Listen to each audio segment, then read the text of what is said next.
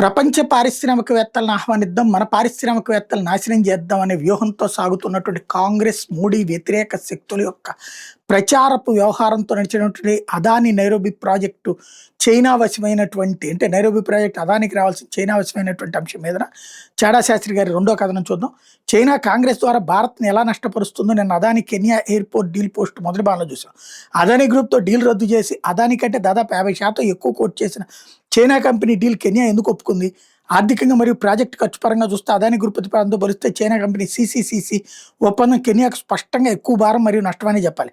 దీనికి గల ప్రధాన కారణాలు రెండు కోణాలు ఖర్చు మరియు ఆర్థిక నమూనా విశ్లేషించవచ్చు. నేరుగా $1 బిలియన్ సుమారు 8,500 కోట్ల అదనపు భారం. ఎందుకంటే అదాని గ్రూప్ ప్రతిపాదన విమానాశ్రయ ఆధునీకరణ మరియు విస్తరణ 1.85 బిలియన్ల అంచనా వ్యయంతో పూర్తి చేస్తామని అదాని గ్రూప్ పేర్కొంది. అయితే కానీ ఇదే చైనా ప్రాజెక్టుని చైనా కంపెనీ 2.9 బిలియన్లకి దక్కించుకుంది. అంటే కేవలం నిర్మాణ వ్యయం పరంగానే కెన్యా ప్రభుత్వం చైనా కంపెనీకి దాదాపు 1.05 బిలియన్లు సుమారు 50% ఎక్కువ అదనంగా చెల్లించాల్సి వస్తుంది.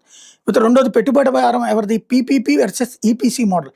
ఖర్చుతో పాటు ఈ రెండు కంపెనీల ఆర్థిక నమూనాలతో ఫైనాన్షింగ్ మోడల్స్తో ఉన్న తేడా కెన్యాకు మరింత పెద్ద ఆర్థిక భారం కాబోతుంది. ఇకపోతే అదాని ప్రతిపాదన PPP plus public private partnership. ఈ మోడల్ విమానాశ్రయ అభివృద్ధికి కావాల్సిన 1.85 బిలియన్ల నిధుల్ని అదాని గ్రూప్ స్వయంగా పెట్టుబడిగా పెడుతుంది. కెన్యా ప్రభుత్వం తన జేబు నుండి రూపాయి కూడా ఖర్చు చేయాల్సిన అవసరం లేదు. దాని ప్రతిఫలంగా 30 ఏళ్ల పాటు విమానాశ్రయ నిర్వహణ ద్వారా వచ్చే ఆదాయాన్ని అదాని గ్రూప్ తీసుకుంది. అంటే కెన్యాపై ఎలాంటి అప్పుల భారం పడదు. చైనా ఒప్పందం EPC engineering procurement construction. China company ఈ ప్రాజెక్టులో ఎలాంటి పెట్టుబడి పెట్టడం లేదు. అది కేవలం ఒక కన్స్ట్రక్షన్ కాంట్రాక్టర్ మాత్రమే. 2.9 బిలియన్ల భారీ మొత్తాన్ని కెన్యా ప్రభుత్వమే స్వయంగా సమకూర్చుకోవాలి. దీనికోసం కెన్యా ప్రభుత్వం అంతర్జాతీయ మార్కెట్లో వాణిజ్య రుణాలు తీసుకోవాల్సి ఉంటుంది. కెన్యాకి జరిగిన నష్టం ఏంటి? కెన్యా ఇప్పటికే చైనా చేసిన అప్పుల వల్ల చిక్కుని తీవ్ర ఆర్థిక సంక్షోభం ఎదుర్కొంది. ఇటువంటి సమయంలో రూపాయి పెట్టుబడి పెట్టకుండా విమానాశ్రయాన్ని ఆధునీకరిస్తామన్న అదాని డీల్ని వదులుకుని చైనా కంపెనీ కోసం మళ్ళీ 2.9 బిలియన్ల అదనపు అప్పుల భారాన్ని దేశ ప్రజలపై వేయడం కెన్యా ఆర్థిక వ్యవస్థకు పెద్ద నష్టమే. మరి కెన్యా ప్రభుత్వం ఈ నష్టానికి ఎందుకు ఒప్పుకుంది? ఇంత నష్టం కనిపిస్తున్న కెన్యా అధ్యక్షుడు విలియం రూటో ఈ నిర్ణయం తీసుకోవడానికి ప్రధాన కారణం రాజకీయ ఒత్తిడి మరియు సార్వభౌమాధికార సెంటిమెంట్.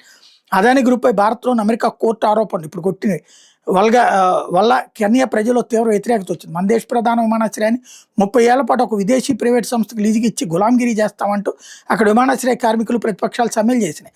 ఆ రాజకీయ ఒత్తిడిని తట్టుకోలేక ఎక్కువ ఖర్చైన అప్పులు చేయాల్సి వచ్చినా సరే విమానాశ్రయ యాజమాన్యం కెన్యా ప్రభుత్వం చేతిలోనే ఉండేలా ఈ ఖరీదైన ఒప్పందాన్ని ఖరారు చేసుకున్నారు. దీనివల్ల కెన్యా రాజకీయంగా గెలిచినట్టుగా అనిపించిన ఆర్థికంగా మాత్రం చైనా చేతిలో పెద్ద దెబ్బతింది. కెన్యా ప్రభుత్వం అదానితో 2024లో డీల్ రద్దు కాగానే ఆ దేశ మాజీ ప్రధాని మంత్రి రైలా ఒడింగా అదాని ఒప్పందం చివరికి కుప్పకోవడానికి రాజకీయ జోక్యాన్ని నిందించారు. దీనివల్ల అదాని గ్రూప్ జేకేఐఏ విమానాశ్రయం అలాగే మరియు కెట్రాకు కెన్యా విద్యుత్ సంస్థను అంటే రెండింటిని 30 సంవత్సరాలు సుమారు 2.5 అంటే 23,000 కోట్ల ప్రాజెక్టులు బిలియన్లకు నిర్వహించే పెద్ద అవకాశం కోల్పోయామని చెప్పారు. మేము అభివృద్ధి కోసం అదానిని తీసుకొస్తే వాళ్ళు రాజకీయాలను తీసుకొచ్చి కాంట్రాక్టర్ రద్దు చేశారు.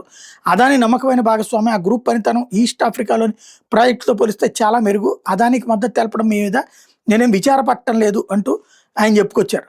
50% ఎక్కువ ఖర్చు మరియు ఎక్కువ అప్పుతో ఇదే తరహా డీల్ భారత్లో మోడీ ప్రభుత్వం చేస్తుంటే ఎంత రచ్చ ఉండేదో తెలుసుకోవచ్చు.